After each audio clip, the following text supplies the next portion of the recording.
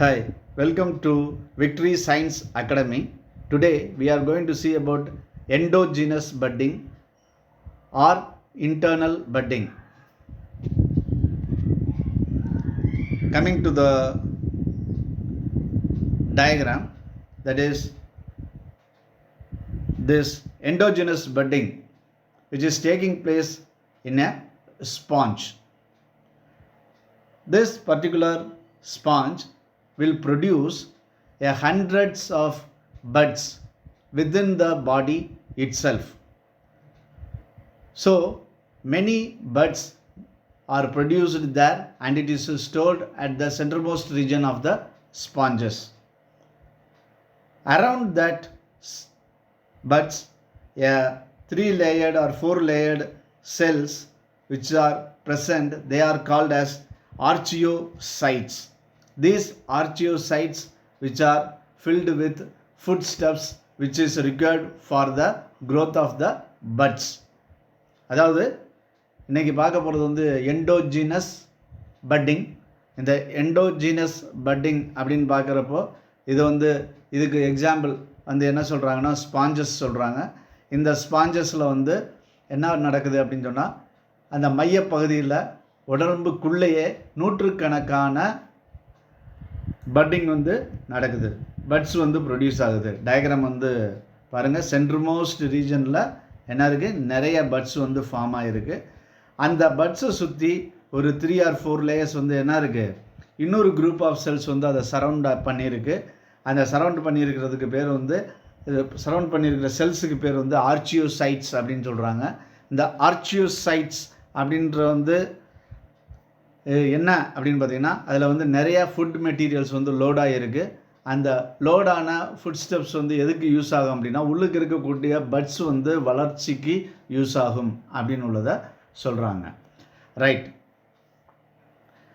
இந்த மாதிரி பட்ஸ் வந்து நிறையா ஃபார்ம் ஆயிடுச்சு. இந்த பட்ஸ் எப்போ ஃபார்ம் ஆகும் அப்படின்னு பார்த்தீங்கன்னா during the unfavourable condition.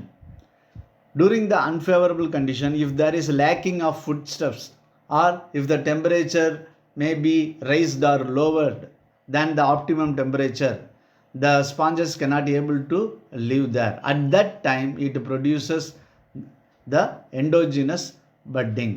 Endogenous budding is started during the unfavorable condition, because in that unfavorable conditions, the sponges will not grow or sponges will not live.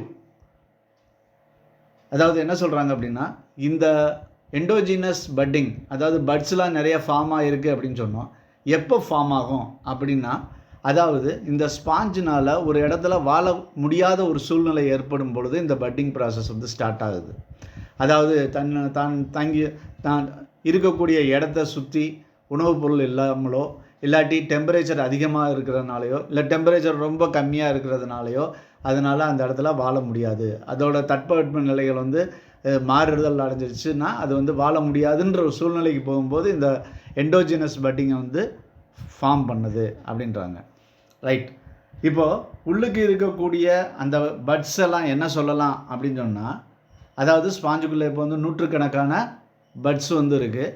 அந்த puts வந்து உள்ளுக்கு இருக்கிறதுனால வந்து இது எண்டோஜினஸ் பட்டிங் ப்ராசஸ் அப்படின்னு சொல்கிறோம். இந்த நூற்றுக்கணக்கான பட்ஸை வந்து என்ன சொல்லலாம் அப்படின்னா ஜெம்யூல்ஸ் அப்படின்னு சொல்லலாம். ஜெம்யூல்ஸ் அப்படின்றாங்க. அப்போ அந்த ஜெம்யூல்ஸை சுற்றி ஆர்க்கியோசைட்ஸ் வந்து இருக்குது அப்படின்னு உள்ளதை நம்ம தெரிஞ்சுக்கிட்டோம். ஆனால் இங்கே என்ன சொல்கிறாங்க அப்படின்னு சொன்னால், இந்த அன்ஃபேவரபிள் கண்டிஷன்ஸில் என்ன நடக்கும் அப்படின்னு சொன்னீங்கன்னா இந்த ஸ்பாஞ்ச் வந்து உடைஞ்சு போகும், வாழ முடியாமல் உடைந்து சிதைந்து போகும் அப்படின்னு உள்ளதை சொல்கிறாங்க. During the unfavourable condition the sponges will get disintegrated into pieces.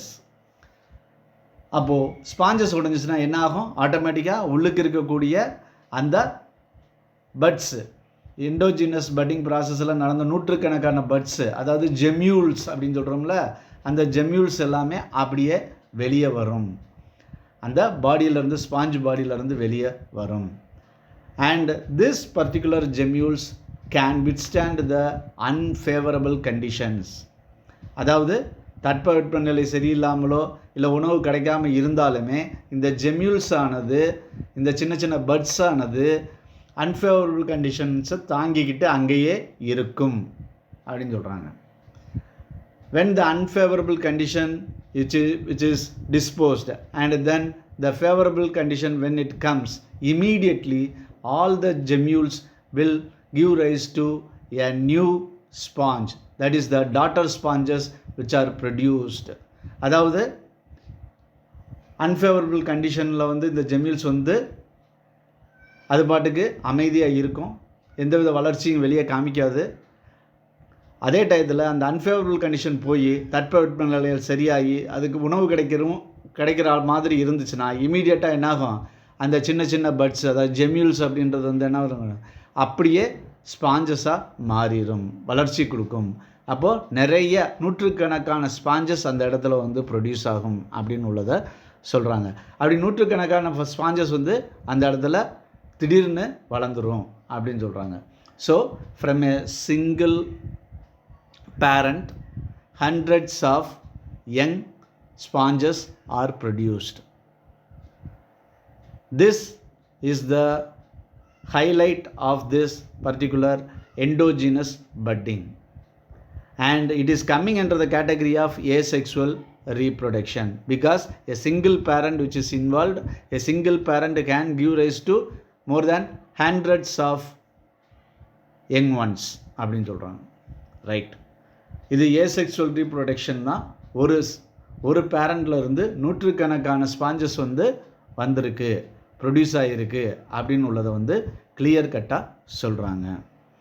இது வந்து டயக்ராம் வந்து போட்டிருக்காங்க, ஜெம்யூலோட டயக்ராம், ஸ்பாஞ்சஸ் பற்றி, ஸ்பாஞ்சில் இருக்கக்கூடிய ஜெம்யூல்ஸை பற்றி போட்டிருக்காங்க.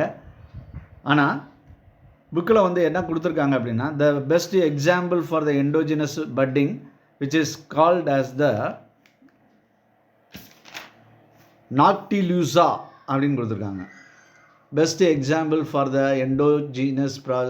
எண்டோஜீனஸ் பட்டிங் ப்ராசஸ் அப்படின்னு கொடுத்துக்கிட்டு அதுக்கு பெஸ்ட் எக்ஸாம்பிள் என்ன அப்படின்னு பார்த்தீங்கன்னா நாக்டிலூசா அப்படின்னு கொடுத்துருக்காங்க.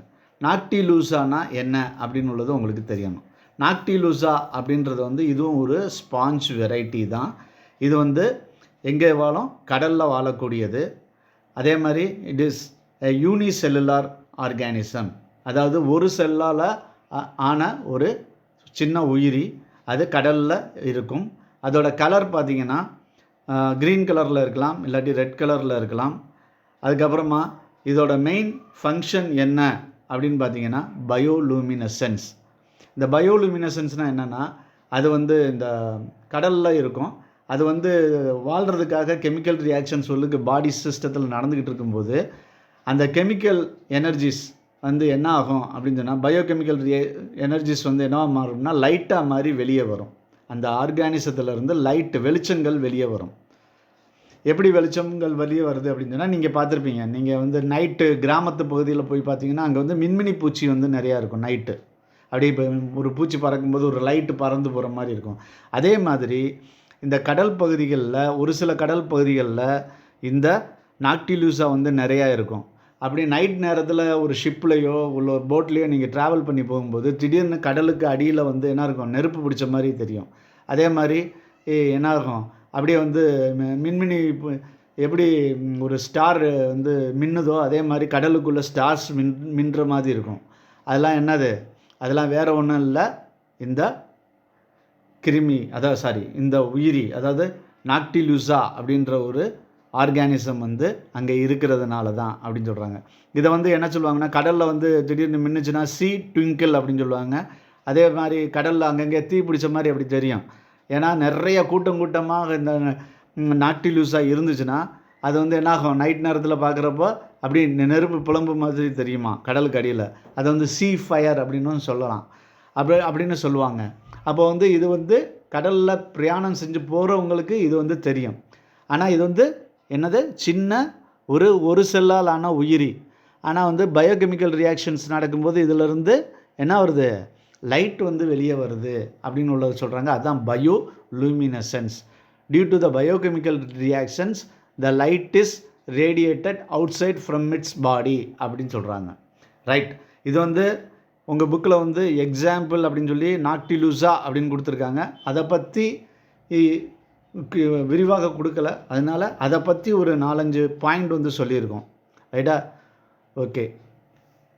I hope you all clearly understood the endogenous budding process. In the next class, we will see with another new heading. Until then, bye and thank you to all.